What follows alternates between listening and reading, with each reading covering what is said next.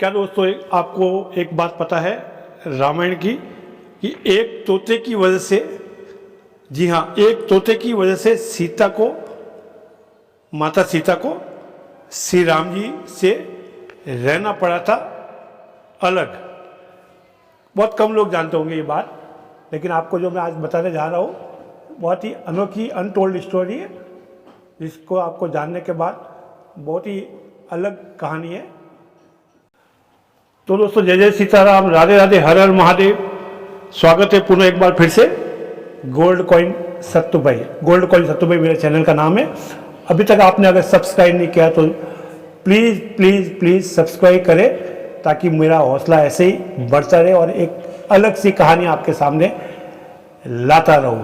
तो दोस्तों देरी नहीं करते हैं और कहानी स्टार्ट करते हैं। कहानी है कि एक तोते की वजह से, जैसे मैंने बताया, एक तोते की वजह से माँ सीता को श्री राम जी से अलग होना पड़ा था। दरअसल वनवास से लौटने के बाद सीता की पवित्रता पर सवाल उठने लगे थे। श्री राम ने सीता को छोड़ दिया था। सीता को पति राम से दूर जंगल में जाकर रहना पड़ा था। ये सब एक तोते की श्राप की वजह से हुआ था।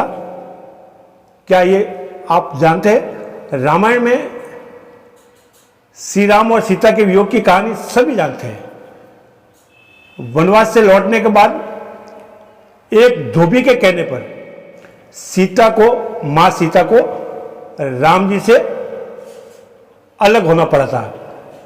क्या आपको पता है कि यह सब एक तोते की वजह से हुआ था, जिसने सीता को अपने पति का वियोग झेलने का श्राप दिया था?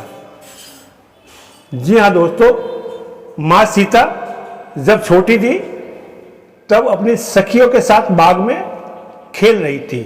सुनिए, कहानी एकदम सुनने लायक है। मां सीता जब छोटी थी तब अपने सखियों के साथ बाग में खेल रही थी। तभी उनकी नजर एक तोते की जोड़ी पर पड़ी।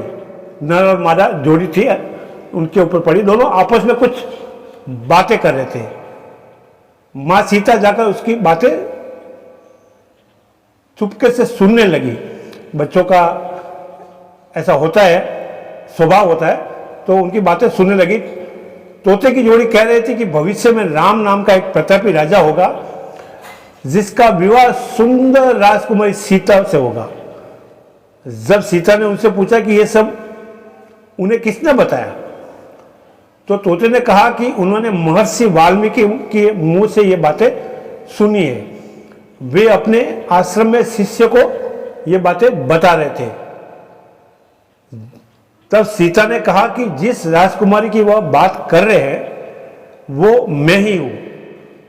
यह सुनकर तोते घबरा गए। उन्होंने कहा कि हम उड़कर कहीं दूर जा रहे हैं और कभी भी यहां नहीं आएंगे। सीता मां ने उन्हें रोक लिया और कहा कि वह उन्हें अपने साथ रखेगी।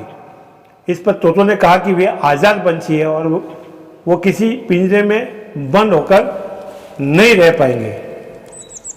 तो सीता मां ने कहा कि वह उनसे और भी बातें सुनना चाहती है, इसलिए उन्हें नहीं जाने देगी।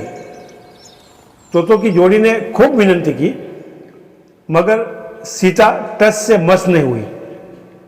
बाद में सीता ने नर तोते से कहा कि ठीक है, वह उसे छोड़ रही है, मगर मादा तोते को वह अपने पास ही रखेगी। नर तोते ने कहा कि उसकी पत्नी गर्भवती है, ऐसा ना करे, दोनों को साथ रहने दे। सीता ने उनकी एक न सुनी। उन्होंने नर तोते को तो छोड़ दिया, मगर मादा तोते को अपने साथ महल में बंदी बना लिया। नर तोता अपने साथी का वियोग सह नहीं सका। उसने सीता को श्राप दिया कि जैसे आज वह जीवन साथी का वियोग सह रहा है, उसी प्रकार सीता भी एक दिन अपने पति का वियोग सहेगी। कुछ समय बाद तोते ने अपने प्राण त्याग दिए श्राप देने के बाद में। सीता को जब पता चला तो उन्हें बहुत दुख हुआ, मगर अब बहुत देर हो चुकी थी। कहते हैं कि इसी श्राप के कारण सीता को अपने पति श्री राम से दूर जाकर महर्षि वाल्मीकि के आश्रम में रहना पड़ा था। दरअसल श्री राम रावण का वध करके 14 वर्ष का वनवास खत्म कर सीता और लक्ष्मण के साथ अयोध्या लौटे। उसके बाद कुछ लोग सीता की पवित्रता पर सवाल उठाने लगे। एक धोबी ने भरी सभा में सीता की निंदा की। ये कहानी सब लोग जानते हैं। इसके बाद श्री राम ने प्रजा को ध्यान में रखते हुए, प्रजा की भावना को ध्यान में रखते हुए अपनी पत्नी सीता को महल से बाहर निकालकर जंगल में रहने का आदेश दिया था।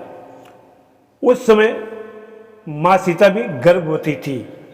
उन्होंने वाल्मीकि के आश्रम में ही अपने पुत्र लव और कुश को जन्म दिया। कहते हैं कि जिस धोबी के कहने पर श्री राम को अपनी पत्नी को छोड़ना पड़ा, वह पिछले जन्म में वही तोता था जिसने सीता मैया को श्राप दिया था। तो दोस्तों, आपको ये कहानी कैसी लगी? कहानी अच्छी लगी है तो दोस्तों में शेयर ज़रूर करें और कमेंट बॉक्स में राधे राधे अवश्य लिखें। आपके कमेंट से मेरे को शक्ति मिलती है और मैं नई नई कहानी आपके सामने लाता रहता हूँ। तो दोस्तों, अपना आसपास में साफ़ सफाई रखें, घर में गीता और रामायण रखें, बच्चों को पढ़ने के लिए प्रेरित करें और अपने नज़दीक मंदिर में दर्शन करने को जरूर जाए। राधे राधे, जय जय सीताराम, हर हर महादेव।